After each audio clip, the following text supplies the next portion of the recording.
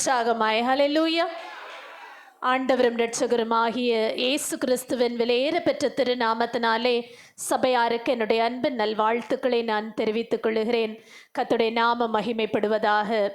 வேதாகமத்திலே நாம் வாசிக்கும் போது மோவாபிய ஸ்திரீயாக இருந்த ரூத்தை ஆண்டவர் தம்முடைய பாதைக்கென்று தமக்கென்று அவர் தெரிந்து கொண்ட பிறகு அவள் தன்னுடைய வாழ்க்கையை கர்த்தருக்கென்று அர்ப்பணித்தவள்.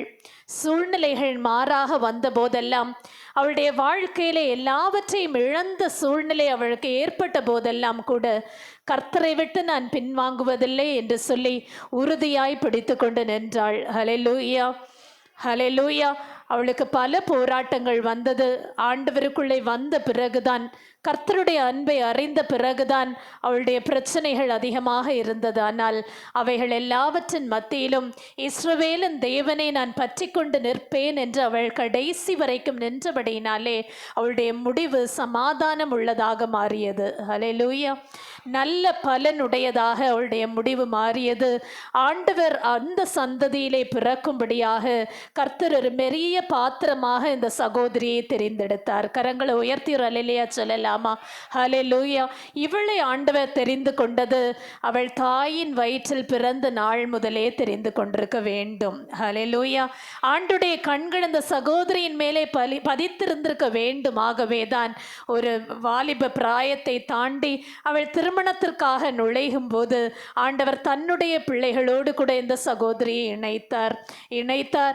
அவர் கடைசி பரியந்தம் தன்னுடைய வாக்கிலே உண்மை உள்ளவராய் அந்த சகோதரியுடைய வாழ்க்கையை கட்டுகிறதற்கு ஆண்டவர் போதுமானவராக இருந்தார். ஹல்லேலூயா. அவளை குறித்து சொல்லப்பட்டது என்ன? அவள் அந்த வயதிலே ஆண்களுக்கு பின்னே போகாதபடிக்கு தன்னுடைய பரிசுத்தத்தை அவள் காத்து கொண்டாள். அது மாத்திரமல்ல, ஆண்டவருடைய உன்னதமானவரின் சிறகுகளின் கீழே வந்த அவளுக்கு நித்திய பலன் உண்டாயிருப்பதாக என்று சொல்லி அவள் வாழ்த்துதல் பெற்றாள். அந்த வாழ்த்துதலுக்கு ஏற்றபடி அவளுடைய வாழ்க்கையிலே கர்த்தர் குறித்திருந்ததை நிறைவேற்றினார். ஆமேன் சொல்லலாமா? ஆமேன், ஹல்லேலூயா. அவன் நினைச்சு கூட பார்க்கல, போவாஸ் என்று சொல்லுகிற ஒரு மனுஷன் இவளை திரும்பவும் விவாகம் செய்வான், மறுபடியும் அவளுடைய வாழ்க்கை மலரும் என்று அவள் நினைத்து கூட பார்க்கவில்லை. ஆனால் கர்த்தர் அவளுடைய வாழ்க்கையிலே குறித்த நன்மைகள் ஒன்றும் குறையாதபடி காத்து கொண்டார். ஹல்லேலூயா. இன்னைக்கு ஆண்டவர் நம்மோடு கூட பேச விரும்புகிற வார்த்தையை நாம் வாசிப்போம். யோபு தீர்க்க தரிசன புஸ்தகம் 23ஆம் அதிகாரம் 14ஆம் வசனம். முற்பகுதியை மாத்திரம் வாசிக்கலாம். எனக்கு குறித்திருக்கிறதை அவர் நிறைவேற்றுவார். எனக்கு குறித்திருக்கிறதை அவர் நிறைவேற்றுவார். எல்லாரும் சேர்ந்து சொல்லலாமா? ரொம்ப எளிதான ஒரு வசனம். எனக்கு குறித்திருக்கிறதை அவர் நிறைவேற்றுவார். நமக்கு பல சந்தர்ப்பங்கள், சூழ்நிலைகள் மாறாக வரும்போது என்ன நடக்குமோ என்கிற பயமும் கேள்வியும் நம்மை பிடிக்கிறது. ஏன் ஆண்டவரே இதெல்லாம் எனக்கு சம்பவிக்கிறது? நான் என்ன பாவம் செய்து விட்டேன்? எனக்கு ஏன் இந்த பாதை என்று சொல்லி நாம் பரிசுத்தமாய் வாழும் போதுதான் பல போராட்டங்கள் வரும்போது நம்மால் அவைகளை தாங்கிக் கொள்ள முடிகிறதில்லை. ஏன் என்று நாம் அனுதினமும் கேள்வி கேட்கிறோம். ஆனால் இன்னைக்கு ஆண்டுடைய நாமத்தினாலே உங்களுடைய ஆவிக்குரிய வாழ்க்கையை நீங்கள் தட்டி எழுப்பி சொல்ல வேண்டியது என்ன? எனக்கு குறித்திருக்கிறதை அவர் நிறைவேற்றுவார் என்று. ஹல்லேலூயா, ஹல்லேலூயா. இந்த வார்த்தைகள் பரிசுத்தவானாகிய யோபுவின் வாயிலிருந்து புறப்பட்ட வார்த்தைகள். இந்த யோபு தன்னுடைய வாழ்க்கையிலே இருந்த சகல ஐஸ்வர்யத்தையும் இழந்தார். தனக்கென்று இருந்த எல்லா சம்பத்துக்களையும் இழந்தார். தான் வளர்த்த பிள்ளைகளை இழந்தார். எதுவும் இல்லாதபடி, சரீரத்திலும் சுகம் இல்லாதபடி அவர் மரணமா என்கிற நிலைக்கு நேராக சென்ற போதும், நண்பர்களுடைய சூழ்ச்சி, வஞ்சனையான பேச்சு, இவைகள் எல்லாவற்றையும் கேட்க வேண்டிய நிலை வந்த போதும் அவர் சொல்லுகிற வார்த்தை என்ன? எனக்கு என் ஆண்டவர் குறித்திருக்கிறதை நிறைவேற்றுவார். கரங்களை உயர்த்தி ஒரு அல்லேலூயா சொல்லுங்க. ஹல்லேலூயா. அவர் முடிவெடுத்தால் யார்தான் மாற்ற முடியும்? நீர் முடிவெடுத்தால் யார்தான் மாற்ற முடியும்? எனக்கென முன் குறித்த எதையுமே எப்படியும் நிறைவேற்றி முடித்திடுவீர். எனக்கென முன் குறித்த எதையுமே எப்படியும் நிறைவேற்றி முடித்திடுவீர்.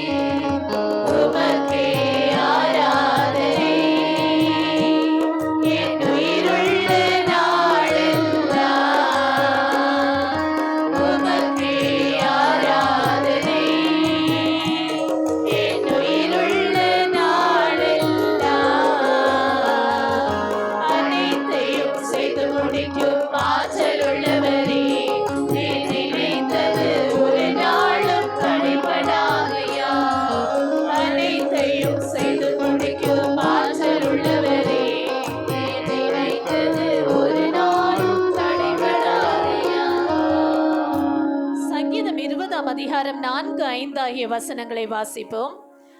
அவர் உமது மன விருப்பத்தின்படி உமக்கு தந்தருளி உமது ஆலோசனைகளை எல்லாம் நிறைவேற்றுவாராக. நாங்கள் உமது இரட்சிப்பினால் மகிழ்ந்து எங்கள் தேவனுடைய நாமத்திலே கொடியேற்றுவோம். உமது வேண்டுதல்களை எல்லாம் கர்த்தர் நிறைவேற்றுவாராக. இப்படிப்பட்ட வார்த்தைகள் நம்மை குறித்து சொல்லப்படும் போது நாம ரொம்ப சந்தோஷம் அடைவோம். உமது வேண்டுதல்களை எல்லாம் ஆண்டவர் நிறைவேற்றுவாராக, உம்முடைய ஆலோசனையின்படி அவர் உமக்கு தந்தருள்வாராக என்று யாராவது பரிசுத்தவான்களோ கர்த்தருடைய பிள்ளைகளோ நம்மை வாழ்த்தி இப்படிப்பட்ட வார்த்தைகளை உரைக்கும் போது நாம் மிகுந்த சந்தோஷம் அடைவோம். இதுதான் நம்முடைய ஆசையாகவும் வாஞ்சையாகவும் இருக்கிறது. இந்த நாட்களிலே எனக்கு நான் நினைக்கிறதெல்லாம் நடந்துராதா, நான் ஆசைப்படுறதெல்லாம் எனக்கு கிடைத்து விடாதா என்று சொல்லி நாம் விரும்புகிறதுண்டு, நாம் ஜெபிக்கிறதுண்டு. ஆனால் தேவ சாட்சியை பெற்ற நல் சாட்சி பெற்ற இந்த யோபு அவர் சொல்லி ஜெபிக்கும் போது அவர் என்ன சொல்லுவார்? ஆண்டவரே, என்னுடைய உத்தமத்தை நான் காத்து கொண்டேன் என்று உமக்கு தெரியும். யோபு 23ஆம் அதிகாரம் 11 முதல் 13 வரையிலான வசனங்களிலே அவர் சொல்லுவார், நான் இப்படி சுத்தமாய் இருந்தேனே என்று சொல்லி தன்னுடைய சுத்தத்தை குறித்து அந்த இடத்திலே சொல்லுகிறதை நாம் வாசிக்கிறோம். யோபு 23:13 முதல் வாசிக்கலாம். அவரோ வென்றால் ஒரே மனமாயிருக்கிறார். அவரை திரும்பத்தக்கவர் யார்? அவருடைய சித்தத்தின்படி எல்லாம் செய்வார். எனக்கு குறித்திருக்கிறதை அவர் நிறைவேற்றுவார். இப்படிப்பட்டவைகள் 11ஆம் வசனத்தை வாசிப்போம். என் கால்கள் அவர் அடிகளை பற்றி பிடித்தது. அவருடைய நெறியை விட்டு நான் சாயாமல் அதை கை கொண்டேன். 12 அவர் உதடுகளின் கற்பனைகளை விட்டு நான் பின்வாங்குவதில்லை. அவருடைய வாயின் வார்த்தைகளை எனக்கு வேண்டிய ஆகாரத்தை பார்க்கிலும் அதிகமாய் காத்து கொண்டேன். இவ்வளவு அதிகமாய் உத்தமத்திலே நடந்த ஒரு மனுஷன்தான் அவர் சொல்லுகிறார், ஆனாலும் ஆண்டவர் தன்னுடைய மன விருப்பத்தின்படி தான் என்னுடைய வாழ்க்கையிலே சகலத்தையும் செய்தருளுவார். ஹல்லேலூயா. இன்னைக்கு நாமும் சொல்ல முடியுமா? ஆண்டவரே, என்னுடைய ஆலோசனையின்படி அல்ல, என்னுடைய மன விருப்பத்தின்படி அல்ல, எல்லாம் தம்முடைய சித்தத்தின்படி என்னுடைய வாழ்க்கையிலே நிறைவேறுகிறதற்கு நான் என்னை முழுவதுமாக ஒப்பு கொடுக்கிறேன் என்ற பரிசுத்தவானை போல ஆண்டவர் என்ன என்னை குறித்து தீர்மானம் வைத்திருக்கிறாரோ அது எதுவாக இருந்தாலும் அதற்கு நான் கட்டுப்படுகிறேன் ஆண்டவரே என்று நாம் இன்றைக்கு ஆண்டோடத்திலே நாம் ஒப்பு கொடுப்போம். நாம் ஏசாயா 44:7 வாசித்தோமே, ஆனால் நிகழ்காரியமாய் இருந்தாலும் வருங்காரியமாய் இருந்தாலும் எல்லாம் அவருக்கு அறிவிக்கப்பட்டுதான் இருக்கிறது. ஹல்லேலூயா. ஆண்டவருக்கு அறியாமல் நம்முடைய வாழ்க்கையிலே எதுவுமே நடக்கிறதில்லை என்பதை நாம் தீர்மானித்து அறிந்து கொள்ள வேண்டும். நாம நினைக்கிறோம், இதெல்லாம் எனக்கு ஏன் சம்பவித்தது, ஏன் எனக்கு இந்த இழப்பு நேர்ந்தது, ஏன் நான் இப்படி துக்கத்துடனே திரிய வேண்டும், எதற்காக இந்த பாடுகளை ஆண்டவர் என்னை அனுமதிக்க செய்கிறார் என்று பல கேள்விகளை நாம் கேட்கிறோம். ஆனால் நிகழ்காரியமோ வருங்காரியமோ எவைகளாக இருந்தாலும் அதை நிறுக்கத்தக்கவன் யார் என்று வேதம் சொல்லுகிறது. ஆண்டவரை தவிர வேறு ஒருவராலும் நம்முடைய வாழ்க்கையிலே காரியங்களை தீர்மானிக்கவே முடியாது. ஹல்லேலூயா, ஹல்லேலூயா. ஆகவே ஆண்டவரே, தம்முடைய சித்தத்தின்படி நீர் குறித்திருக்கிறதை என்னுடைய வாழ்க்கையிலே நிறைவேற்றும். எத்தனை பேர் இன்னைக்கு நம்ம கேட்க போறோம், ஆண்டவரே நீங்க குறித்திருக்கிறதை என்னுடைய வாழ்க்கையிலே நிறைவேற்றுகிறதற்கு என்னை நான் அப்படியே உடைய சமூகத்திலே ஒப்பு கொடுக்கிறேன். அப்படியானா எவைகளை எல்லாம் நம்முடைய வாழ்க்கையிலே ஆண்டவர் குறித்து வைத்திருக்கிறார்? வேதத்தின் அடிப்படையிலிருந்து ஒரு 3 காரியங்களை நாம் தியானிக்க போகிறோம். முதலாவதாக ரோமர் 8ஆம் அதிகாரம் 28ஆம் வசனத்தை வாசிப்போம். அன்றியும் அவருடைய தீர்மானத்தின்படி அழைக்கப்பட்டவர்களாய் தேவனிடத்தில் அன்பு கூறுகிறவர்களுக்கு சகலமும் நன்மைக்கு ஏதுவாக நடக்கிறதென்று அறிந்திருக்கிறோம். அவருடைய தீர்மானத்தின்படி அழைக்கப்பட்டவர்களாய் அவரிடத்தில் அன்பு கூறுகிறவர்களுக்கு என்ன குறித்திருக்கிறதோ, என்ன வைக்கப்பட்டிருக்கிறதாம்? சகலமும் நன்மைக்கு ஏதுவானவைகள் வைக்கப்பட்டிருக்கிறதாம். கரங்களை உயர்த்தி ஒரு அல்லேலூயா சொல்லுங்களேன். ஹல்லேலூயா. இது யாருக்கு உரிய நன்மையாக மாறுகிறது? அவரிடத்தில் அன்பு கூறுகிறவர்களுக்கு உரிய நன்மையாக மாறுகிறது. எது நம்முடைய வாழ்க்கையிலே நடந்தாலும் அது நன்மைக்கு ஏதுவான முடிவை கொண்டு வரும் என்பதிலே நாம் எந்த பயமும் இருக்க வேண்டியதில்லை. நிச்சயமாகவே அது நன்மைக்கு ஏதுவான பதிலை நம்முடைய வாழ்க்கையிலே கொண்டு வந்து முடிக்கும். ஹல்லேலூயா, ஹல்லேலூயா. ஏன்? நம் ஆண்டவரிடத்திலே அளவுக்கு மீறின அன்புடையவர்கள், ஆண்டவரை நாம் நேசிக்கிறவர்கள், ஆண்டவர் மேல் நாம் பிரியமாக இருக்கிறவர்களாகவே நமக்காக ஆண்டவர் நியமித்திருக்கிறது அது நன்மைக்கு ஏதுவான முடிவு. ஆமேன் சொல்லுங்களேன். ஹல்லேலூயா. ஆண்டவர் எவைகளை நமக்காக குறித்து வைத்திருக்கிறார்? நன்மைகளை நமக்காக குறித்து வைத்திருக்கிறார். வேதத்திலே சவுல் என்று சொல்லுகிற ஒரு வாலிபனை குறித்து நாம் வாசித்தோமே. ஆனால் இவர் தன்னுடைய ஆரம்ப காலத்திலே கர்த்தருடைய பிள்ளைகளுக்கு எதிராக நின்றவர். கர்த்தருடைய பிள்ளைகளை கைது செய்கிறதற்கும் அவர்களை துன்பப்படுத்துகிறவர்களுக்கும் இவர் அவ்வளவு உடந்தையாய் நின்றவர். சட்டம் பிறப்பிக்கிறதற்கும் இவர் காரணமாய் இருந்தவர். அப்படிப்பட்ட ஒரு கொடிய மனுஷனாய், பராக்கிரமம் படைத்த ஒரு மனுஷனாய் இருந்தவர். ஆனா இவரை குறித்து அனனியா என்று சொல்லுகிற தீர்க்கதரிசி உரைக்கும் போது அப்போஸ்தலர் 22:14 நாம் வாசிக்க கேட்போம். அப்பொழுது அவன், நம்முடைய முன்னோர்களின் தேவனுடைய திருவுளத்தை நீ அறியவும், நீதிபரரை தரிசிக்கவும், அவருடைய திருவாய்மொழியை கேட்கவும் அவர் உன்னை முன்னமே தெரிந்து கொண்டார். இந்த தீர்க்கதரிசி இந்த கொடிய காரியங்களை செய்து கொண்டிருந்த இந்த சவுல் ஆண்டவரை அறிந்து வெளிச்சத்திற்குள்ளே பிரவேசித்த பிறகு அவரை குறித்து தீர்க்க தரிசனமாய் சொல்லுகிறார். ஆண்டவர் உன்னை இப்ப தெரிந்து கொண்டார் என்று நினைக்காதே, உன்னை முன்னமே தெரிந்து கொண்டார். ஹல்லேலூயா. உன்னை முன்னமே தெரிந்து கொண்டார். எதற்காக?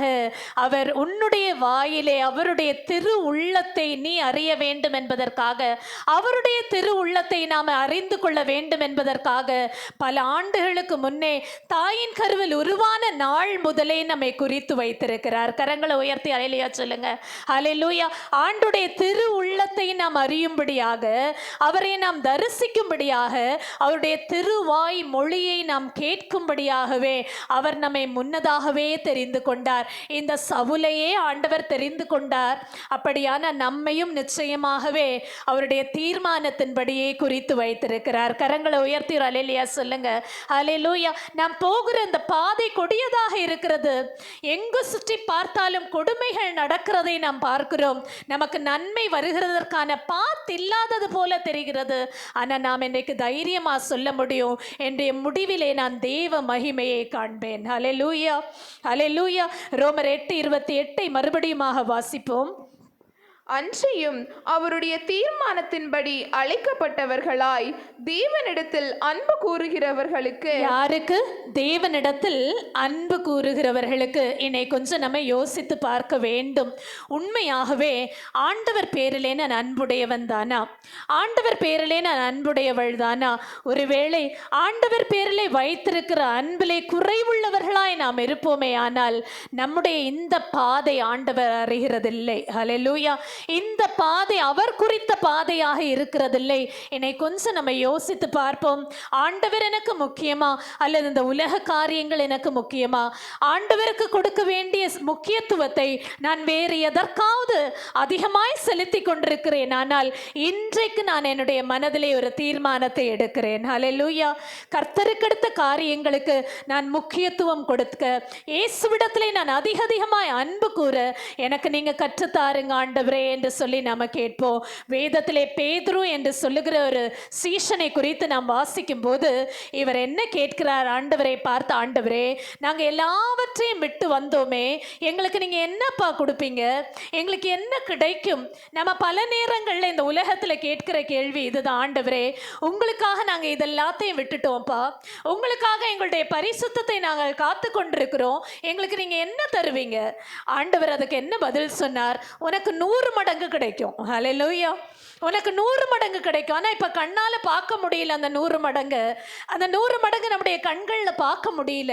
ஆனால் ஆண்டவர் இவனை பார்த்து கேட்கிறார், நீ இவர்கள் எல்லாரையும் காட்டில நீ என்னிடத்துல அன்பாய் இருக்கிறாயா? ஹல்லேலூயா.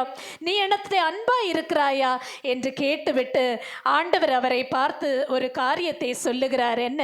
நீ இளவயதில் நடக்கும்போது உன்னுடைய இஷ்டப்படி நடந்தாய். நீ முதிர் வயதிலே வந்தபோது உன்னுடைய இஷ்டப்படி நடக்க முடியவில்லை. ஒருவன் உன்னை கைப்பிடி தாங்கி நடக்க வேண்டிய சூழ்நிலை வருகிறது.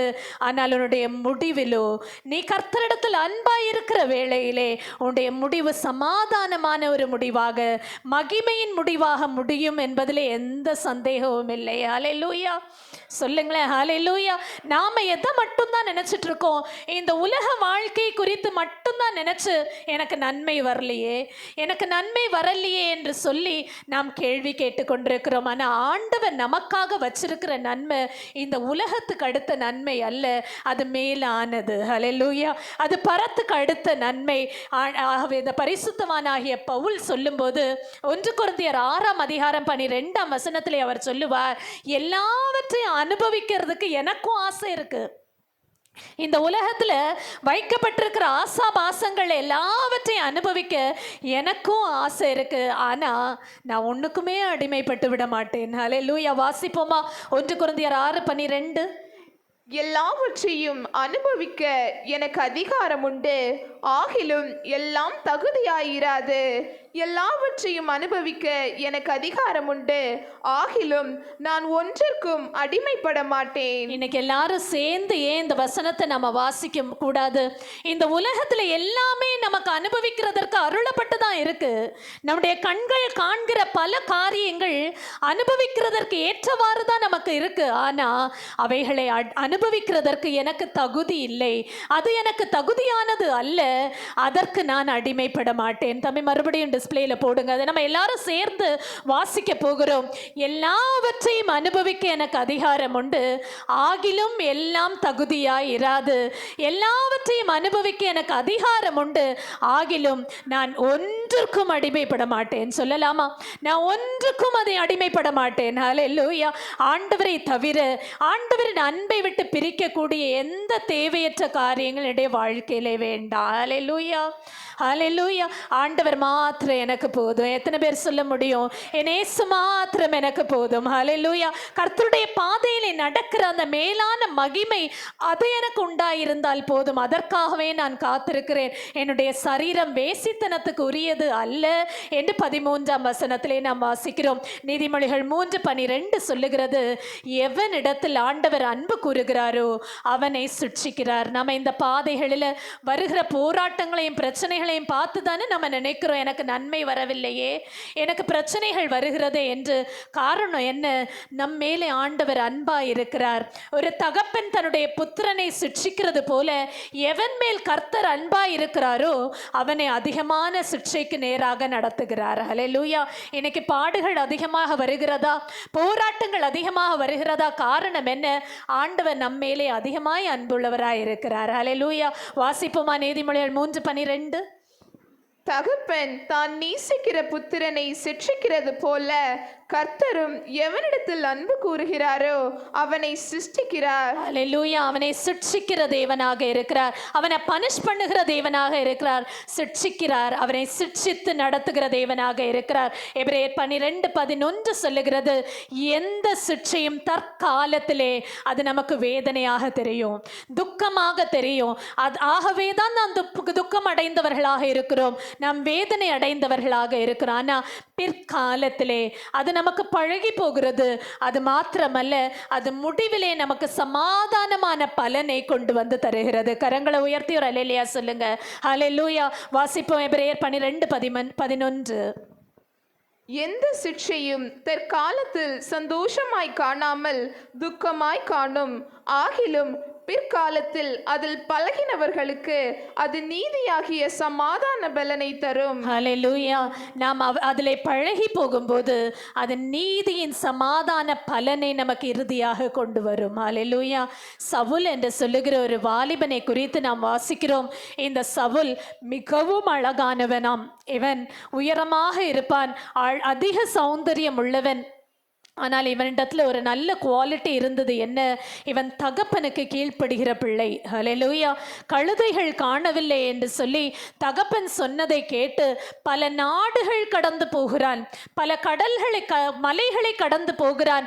இப்படி அவன் கடந்து போய் கடைசியாக கிடைக்கவில்லை என்கிற நிலை வந்தபோது நாம் திரும்பி போவோம்.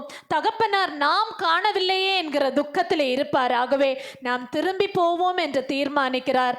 திரும்ப போகிறதற்கு தீர்மானிக்கும் போது இவருக்காக குறித்திருந்த நன்மையுடைய கண்களிலே தெரிந்தது. ஹல்லேலூயா. இவன் நினைச்சு கூட பார்க்கல. கழுதையை தேடி வந்தாரு, ஆனா இவர் ராஜ கிரீடம் உடையவராக மாறினார். கரங்களை உயர்த்தி ஒரு ஹல்லேலூயா சொல்லுங்க. ஹல்லேலூயா. எதனால? இவருக்கு ஒரு சின்ன குவாலிட்டி இருந்தது. தகப்பனுக்கு கீழ்ப்படுகிற ஒரு பிள்ளையாக வாலிப வயதிலே அவர் இருந்தார். இங்க இருக்கிற வாலிப பிள்ளைகள், இங்க இருக்கிற ஒருவேளை பெரியவர்கள், நாம் கீழ்ப்படிய வேண்டிய இடத்திற்கு நாம் கீழ்ப்படுகிறோமா? நம்முடைய தகப்பனாகிய போதகருக்கு நாம் கீழ்ப்படிந்து நடக்கிறோமா? இந்த இடத்திலே நாம் நிற்கிறதற்கு தகுதியுடையவர்களாக நாம் இருக்கிறோமா என்பதை சற்று நாம் ஆராய்ந்து யோசித்து பார்க்க வேண்டும். நமக்கு இந்த உலகத்திலே ஆண்டவர் தகப்பன்மாரையும் தாய்மாரையும் தந்திருக்கிறது எதற்காக?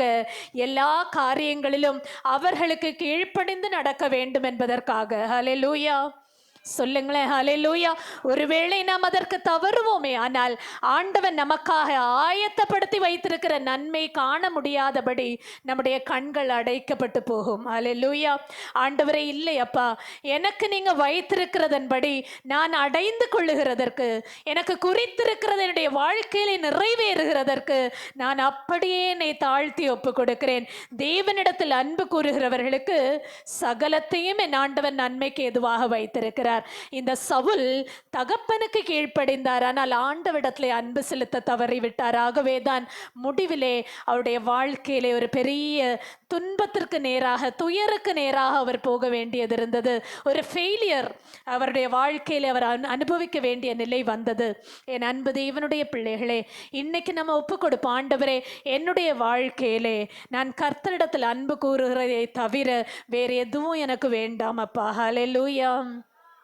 அன்பு கூறுவேன் இன்னும் அதிகமாய், ஆராதிப்பேன் இன்னும் ஆர்வமாய். அன்பு கூறுவேன் இன்னும் அதிகமாய், ஆராதிப்பேன் இன்னும் ஆர்வமாய். உம்மை முழு உள்ளத்தோடு ஆராதிப்பேன், முழு பலத்தோடு அன்பு கூறுவேன். ஆராதனை ஆராதனை ஆராதனை ஆராதனை. அல்லேலூயா. ஆராதனை ஆராதனை ஆராதனை ஆராதனை. ஹல்லேலூயா. ஆண்டவரிடத்திலே அன்பு கூறுகிறவர்களுக்கு ஆண்டவர் எதை குறித்து வைத்திருக்கிறார்? நன்மையானவைகளை குறித்து வைத்திருக்கிறார். அடுத்ததாக, இரண்டாவதாக அப்போஸ்தலர் 17:26 வாசிப்போம். மனுஷ ஜாதியான சகல ஜனங்களையும் அவர் ஒரே இரத்தத்தினாலே தோன்ற பண்ணி பூமியின் மீதெங்கும் குடியிருக்க செய்து முன் தீர்மானிக்கப்பட்ட காலங்களையும் அவர்கள் குடியிருப்பின் எல்லைகளையும் குறித்திருக்கிறார். இதில் கடைசி பகுதியை நாம் வாசித்தோமே, ஆனால் அவர்கள் குடியிருப்பின் எல்லைகளை குறித்திருக்கிறார். ஹல்லேலூயா. ஆண்டவர் நமக்கு எல்லைகள் குறித்து வைத்திருக்கிறார்.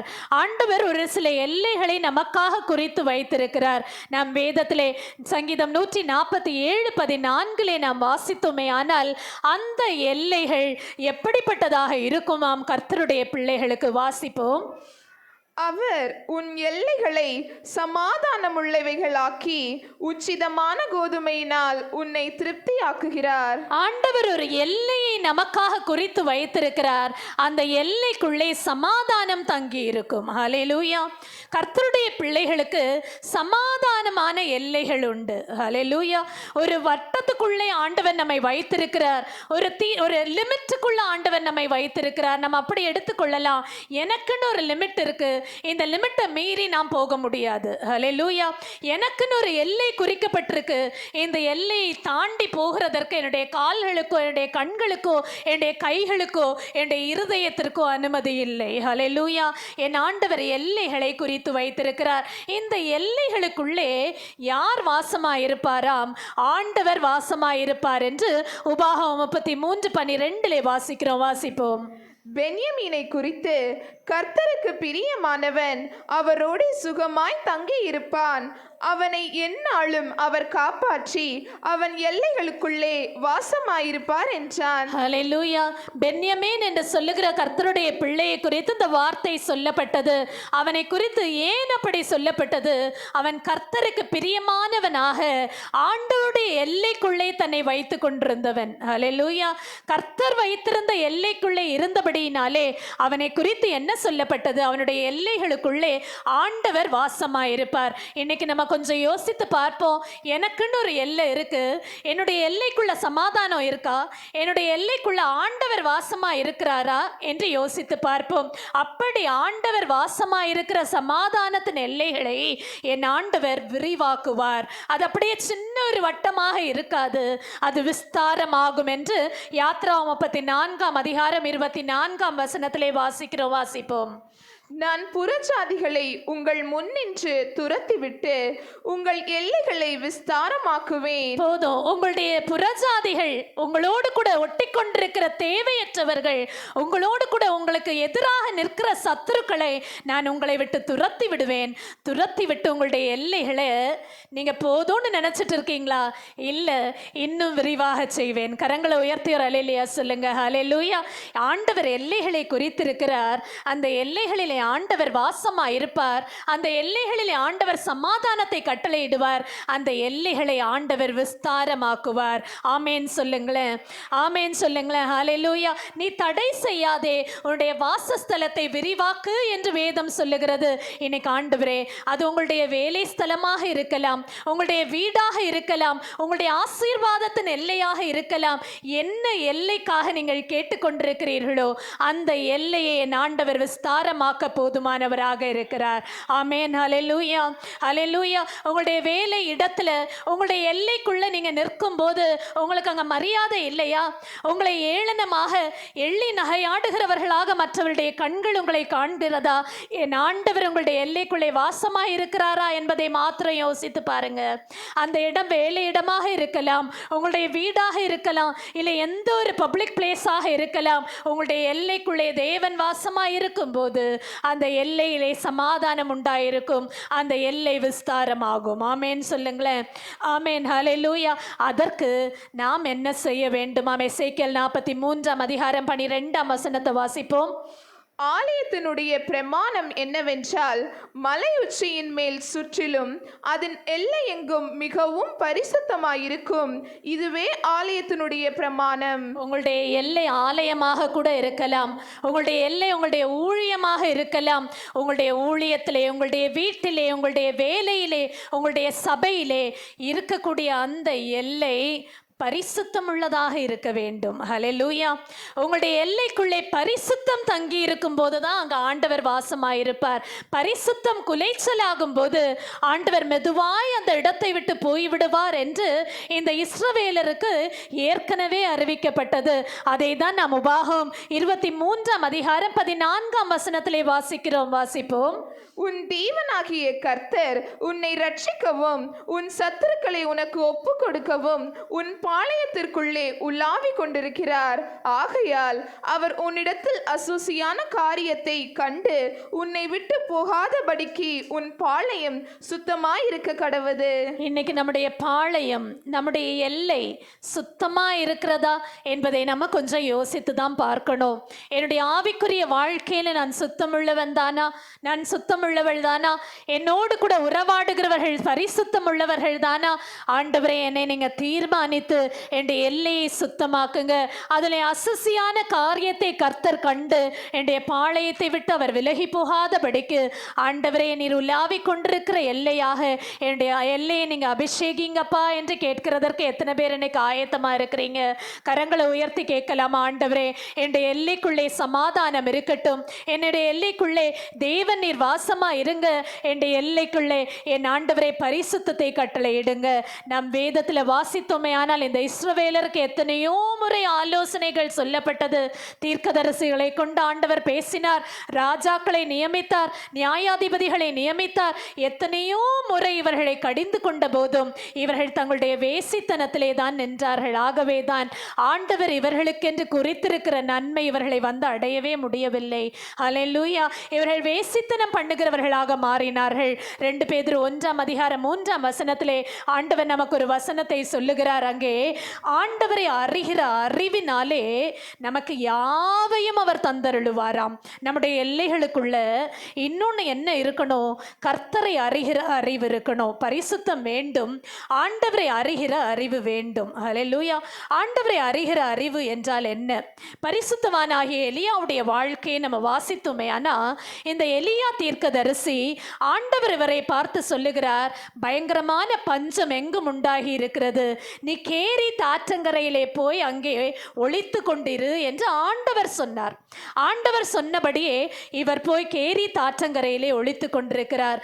அங்கே இவர் எதிர்பார்க்கவே இல்லை, காகங்கள் இவருக்கு உணவு கொண்டு வந்தது. ஹல்லேலூயா. சொல்லுங்களேன், ஹல்லேலூயா. ஆண்டவர் சொன்ன வார்த்தைக்கு அப்படியே கீழ்ப்படிஞ்சார். அவருடைய சரீர மீட்புக்கு அவருக்கு விசுவாசம் இருந்துச்சு. ஆகவே அவருடைய உணவு, அவருடைய ஆகாரத்தில் குறைவு இருக்கவே இல்லை. எங்கும் பஞ்சம் தான் இருக்கு, சூழ இருக்கிற இடத்துல பட்டினியும் பஞ்சமும் இருக்கு. ஆனால் அவருடைய சரீரத்திற்கு தேவையான நன்மை அவருக்கு உண்டாகி இருந்தது. ஹல்லேலூயா. ஆண்டவர் குறித்த எல்லையை தான் அவர் தெரிந்து கொண்டார். கேரி தாற்றங்கரை ஆண்டவர் குறித்த எல்லை. அந்த இடத்துல அவர் போனதுனால ஆண்டவர் அவரை காத்து கொண்டார். சரீரத்திற்கு தேவையான ஆகாரத்தை ஆண்டவர் அவருக்கு அருளினார். தண்ணி வற்றி போச்சு. வற்றி போன உடனே மறுபடியும் ஆண்டவர் அவருக்கு என்ன சொன்னார்? சாரிபாத் என்கிற ஊருக்கு போ, அங்கே ஒரு விதவையை கொண்டு நான் உன்னை போஷிப்பேன். ஹல்லேலூயா. அதை விசுவாசித்தார். ஹல்லேலூயா. இவர் எழுந்தார், சாரிபாத்துக்கு போனார். அங்கே சாக இருந்த விதவையை கொண்டு ஆண்டவர் இந்த மனுஷனை போஷித்தார். கரங்களை உயர்த்தி ஒரு ஹல்லேலூயா சொல்லுங்க. ஹல்லேலூயா. ஆண்டவர் குறித்திருக்கிற எல்லையில் என்ன குறைகள் வந்தாலும் அந்த குறைகள் எல்லாம் மிகுதியானதாக மாறும். எத்தனை பேர் விசுவாசிக்கிறீங்க? ஆமேன் சொல்லுங்களேன். ஹல்லேலூயா. ஒண்ணுமே இல்லாம கையில எம்டி பாக்கெட்டோட நீங்க காலையில எழும்பும் போது இருப்பீங்க. ஆனா அன்னைக்கு நீங்க சொல்லுங்க, ஆண்டவரே இது என்னுடைய எல்லை அல்ல, நீங்க எனக்காக குறித்திருக்கிற எல்லை. இந்த எல்லையில நான் ஒன்றும் இல்லாம தான் நிற்கிறேன் இன்னைக்கு. ஆனா எனக்கு ஒன்று தெரியும், காகங்களை கொண்டு போஷிக்க என் ஆண்டவரால முடியுமானா இன்னைக்கு என்ன நீங்க போஷிப்பீங்கப்பா. கரங்களை உயர்த்தி ஒரு ஹல்லேலூயா சொல்லுங்க. ஹல்லேலூயா.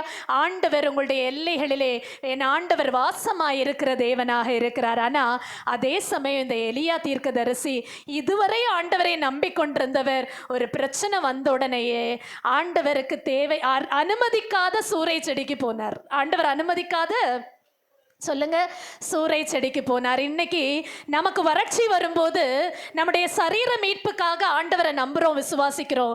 ஆனா ஆவிக்குரிய மீட்புன்னு வரும்போது ஆண்டவரை விட்டு நம்ம கொஞ்சம் பின்னால போறோம் இல்லையா? யோசித்து பாருங்க. ஆவிக்குரிய மீட்பு நமக்கு தேவையா, சரீர மீட்பு தேவையா? முதலாவது அவசியம் என்னது? ஆவிக்குரிய மீட்பு. ஆண்டவர் குறித்திராத எல்லைக்கு நேராக சென்றார் இந்த எலியா தீர்க்கதரிசி. இவர் சூறை செடியின் கீழே படுத்துக்கொண்டு, போதும் ஆண்டவரே, என்னுடைய ஆத்மாவை எடுத்துக்கொள்ளும், நான் மரணத்தை நான் சந்திக்க ஆயத்தமாய் இருக்கிறேன் என்று சொன்னார். இந்த நிலை வந்தபோது ஆண்டவரே இறங்கி வர வேண்டிய சூழ்நிலை வந்துச்சு. கரங்களை உயர்த்தி ஒரு ஹல்லேலூயா சொல்லுங்க.